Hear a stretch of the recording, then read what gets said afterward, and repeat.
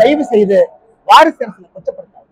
நான் கேட்கக்கூடிய வாரிசு அரசியல் என்பது தனித்தன்மை எதுவும் இல்லாம தமிழ்நாடு முழுவதுமே மகனும் மகளும் இருக்க வேண்டும் என்பதற்காக 2024 பாராளுமன்ற களத்தை பயன்படுத்திக் கொண்டிருக்கிறார். கடைசி கேள்விங்க, சௌமியா அன்புமணி அவர்களுக்கு தகுதி இருப்பதாக நான் பார்க்கின்றேன். ஒரு பெண்மணி சுயமா வந்திருக்கிறாங்க, பசுமை இயக்கத்திற்கு வேலை செஞ்சிருக்கிறாங்க. பசுமை இயக்கத்திற்கு சௌமியா அன்புமணி அவர்கள் வேலை செய்யவில்லை என்று யார் சொன்னாலும் கூட தவறு. வேலை பார்த்திருக்காங்க, வந்தோடனே சீட்டு கேட்கல, வேலை பார்த்திருக்கின்றார்கள். சௌமியா அன்புமணி இன்னைக்கு வேட்பாளர் என்று சொல்வதை விட பசுமை அமைப்பை கட்டடமைத்த ஒரு பெண்மணி என்கின்ற பேர் வாங்கிட்டு களத்தில் நிற்கிறாங்க. அவங்க என்ன வந்தோடனே 24 வயசுல சீட்டு கேட்டாங்களா, 30 வயசுல சீட்டு கேட்டாங்களா, 35 வயசுல சீட்டு கேட்டாங்களா, இல்ல 50 வயசுல சீட்டு கேட்டாங்க?